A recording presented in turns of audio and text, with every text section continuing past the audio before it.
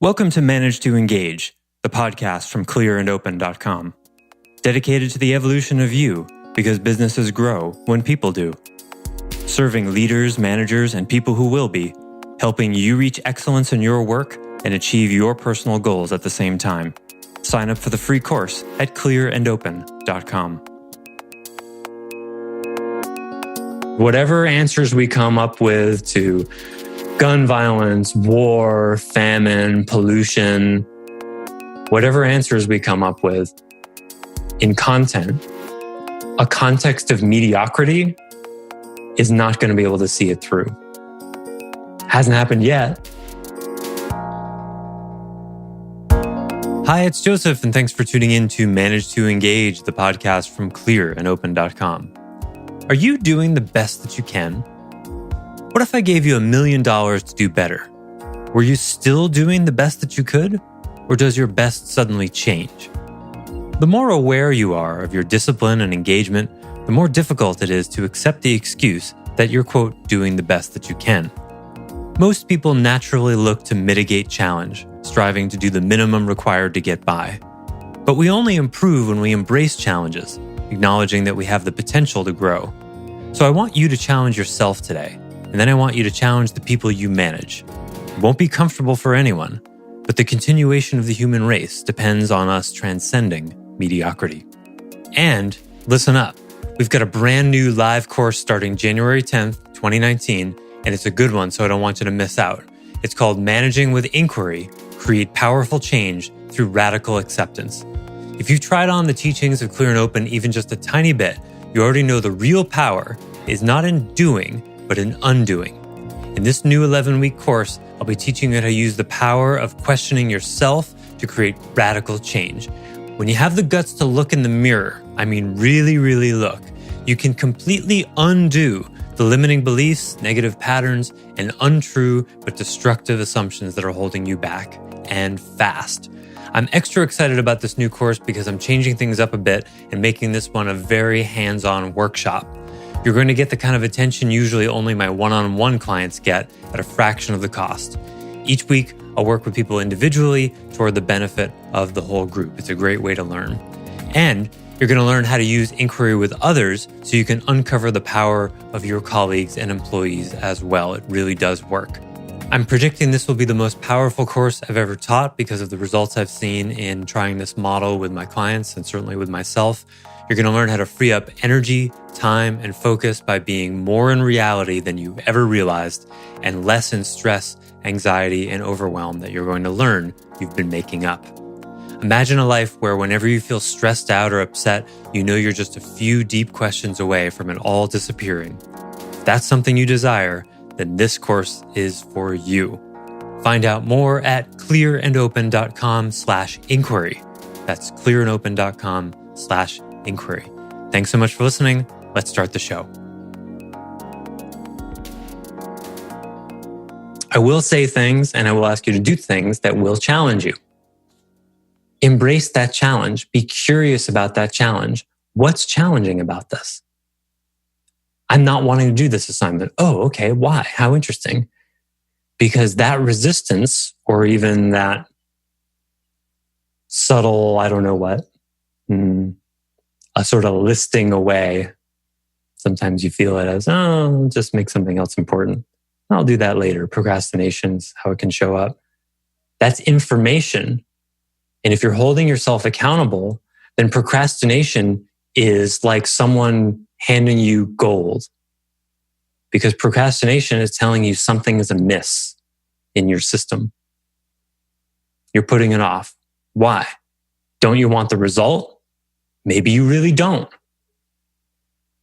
right? Maybe you don't. Maybe you're not as committed as you thought. Because fundamentally, actions tell the story of who you are and what you value. So a really powerful inquiry to have in your life in general, and certainly in this course, is what are your actions saying you're committed to? What are your actions saying you're committed to? Forget about what you tell yourself. Forget about your actions yesterday. What's your action right now? And when you feel procrastination, or you look at an assignment that I give you, and you go, oh, I'll skip this one, I'm busy. What does that action say about you and your commitment? And I'm not saying you have to do every assignment, and it's not about that. It's just about thinking critically about it and there being a pause, a space. That's metaspace. That's one way to call that. Metaspace is, it's like a time-space mode in which you realize you have a choice about your choices.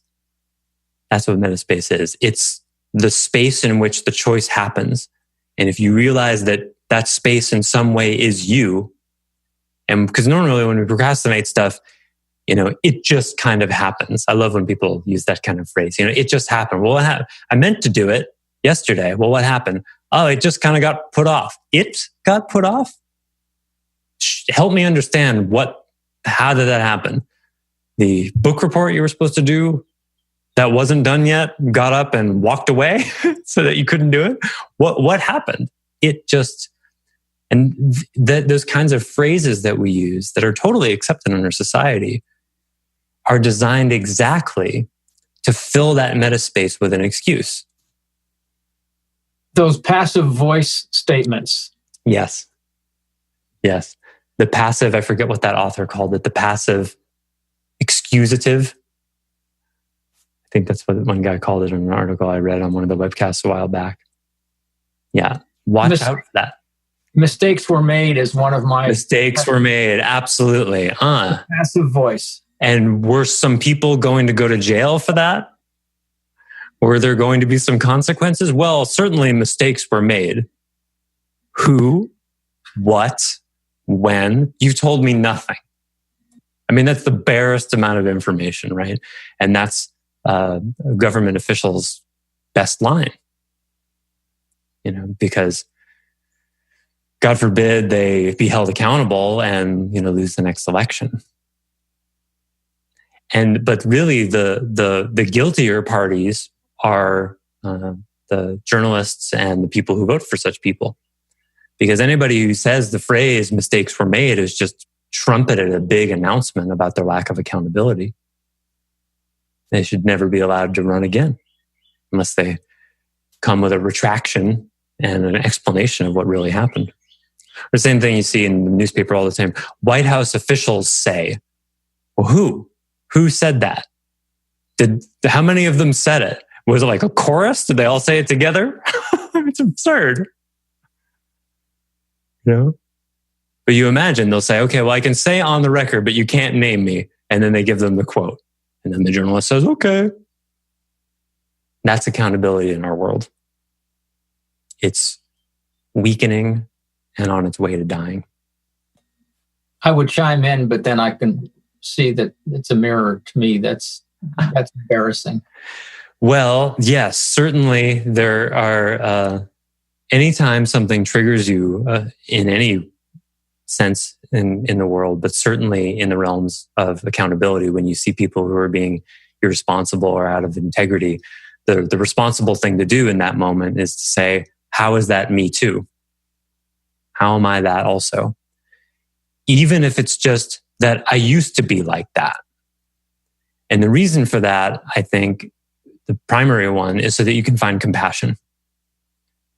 So if you've got disengaged employees who are way less responsible than you are, and a lot of you I know do, certainly you were like that once too, right? Even if you have to go back to being 16 years old. And then remember that. Remember what it was like. And then consider that maybe this person's never had a job where they were really held accountable. And so you're going to hold that high standard with them, but you're going to do it from a place of, well, they don't know any better. Right? Forgive them, they know not what they do. Forgive them, they know not what they do, in my mind, doesn't mean let them off the hook. It means, have a moment of compassion where they don't realize what they're doing, and do whatever you can to start to wake them up. It's the yin and the yang, the carrot and the stick. But you always start from a place of compassion. My parents let me do pretty much whatever I want. I had to teach self-discipline to myself. So I have a lot of compassion for people who are undisciplined. What I don't have compassion for is when people see they're undisciplined, know they're undisciplined, see how it's causing problems in their life, and then still do nothing about it. I still have compassion for that, but I'm not going to be showing a whole lot of it. See the accountability dial course for more on turning the heat up. Speaking of Brene Brown, you brought up Brene Brown. I was listening to an audiobook with her. I think it's called Rising Strong. Uh-huh. She talks about that, where she never thought that people were doing the best they could. It really hit me, because that's the way I think about my employees, and I never give them the benefit of the doubt that they're doing the best they can. Yep. And I think I wrote a whole article about that, or I did a podcast about it. There's two edges to that, like a blade has two sides to it. In any given moment, people are doing the best they can, but offer them $500 million to do better, and look what happens. Mm-hmm. They thought they were doing the best they can, but suddenly now they're doing better. So you see, they're doing the best they can, and they're not doing the best that they can. Mm-hmm. That's how to hold it.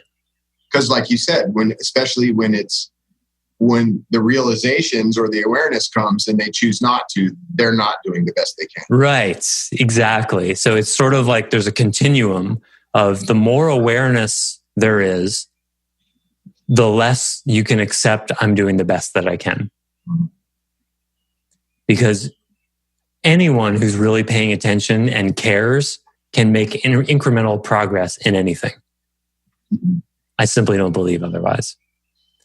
And I'm doing the best that I can is, of course, one of the best excuses there is.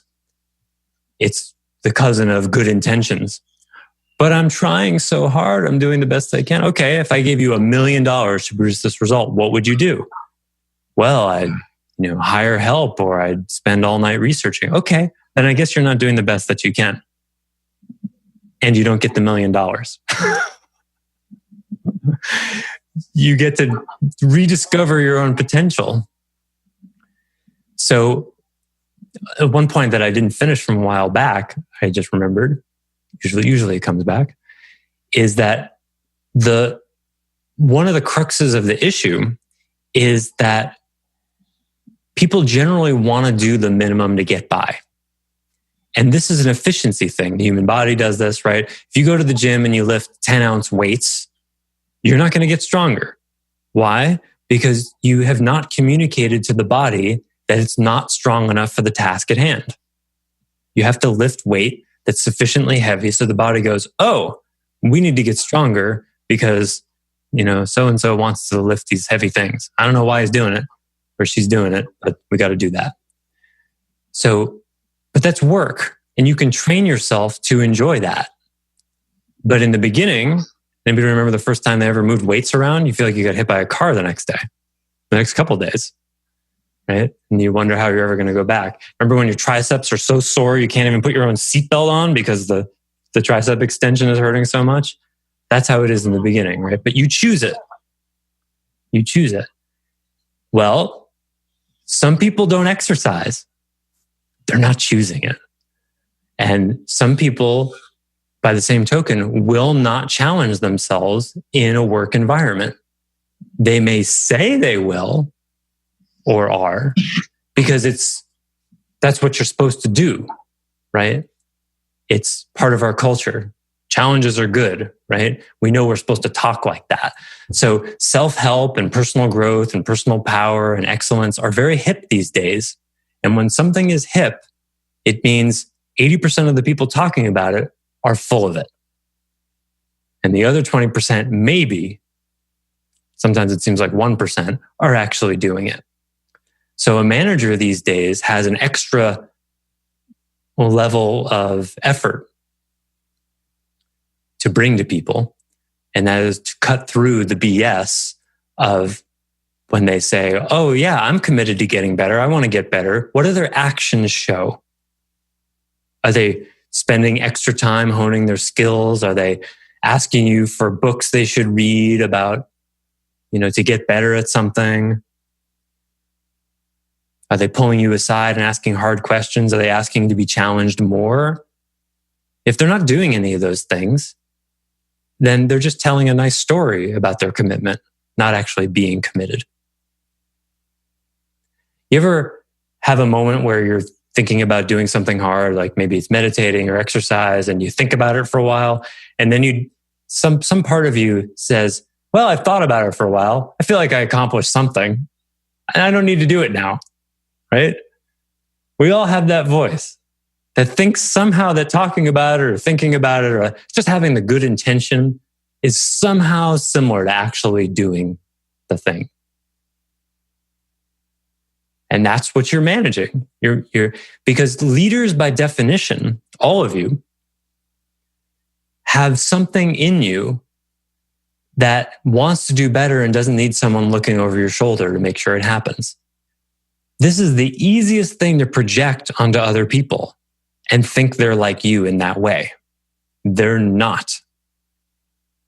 If you're a leader, it's really not a matter of whether or not you're projecting your hunger for excellence onto your people. You are. It just happens. And you've got the slow, painful road sometimes of coming back down into reality and go, wow, these people have no idea what continuous improvement looks like, what excellence is. They don't see how it's in their self-interest. They won't push themselves. Yeah, that's right. They weren't born with it like you were, or didn't have whatever experience you have where you learn from it. And guess what? They need you to learn that. And they're not going to ask for it. And when you give it to them, they're going to complain. And they're going to kick and scream and whine. But eventually, they will love you for it. And that's the thing people won't say. They won't say, will you raise the bar on me every week so I can become the best possible human being, the best craftsman, dry cleaner, presser, whatever, remodeler? Will you make me the best I possibly can be and subject me to embarrassment and discomfort and difficulty so that I can become the best I can be? Who asked for that? Gone are those days where people will say, I'll cut off my arm to be your student. Gone are those days. And you are the leaders of bringing that forward, bringing that back. I literally think the human race depends on it. Because whatever answers we come up with to gun violence, war, famine, pollution, whatever answers we come up with in content, a context of mediocrity is not going to be able to see it through. Hasn't happened yet. I mean, it would be great if suddenly, BLT sandwiches start growing on trees and the water cleans itself and the aliens come and bring a bunch of oxygen for our atmosphere. It would be terrific, right? But let's not count on it, huh? Okay, so your assignment. Oh, and so there is an online version of this course. It's sort of a shell to hold the recordings, and any supplemental stuff that I add to it will also be where the assignment is. So you find it at courses.clearandopen.com, and you'll find it there, called Accountability Metrics, Money and Shame. And the assignment I think it's already up there, is review the syllabus for the course. The link is in there. And think carefully about exactly what you want to get out of this course. And don't say, I want to become a better manager. I want to be a better person. No, that's cliche, vague stuff. Get really specific about it. What do you want to get? Take some time to write some of your goals out and commit to fully engaging in the course. Or if for whatever reason you can't, commit to by how and when you will fully engage. That's fine. Just be honest. All right.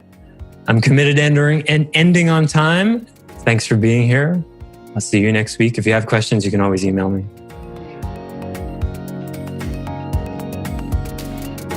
Thanks for listening to Manage to Engage, the Clear and Open podcast. Join us next week when you'll be a little bit closer to who you're destined to be. Until then, know that Clear and Open is dedicated to the evolution of you, because businesses grow when people do. If you want to help the show grow, I'd appreciate you leaving a rating and review on iTunes. All you have to do is open the Apple Podcasts app, view the full description of the episode, and click the link to leave a rating and review. Or you can go to clearandopen.com/review and it will bring you to the right place. If you're looking for more support on your journey, head over to clearandopen.com for even more tools, articles, and free resources. Thanks so much for listening. Bye for now.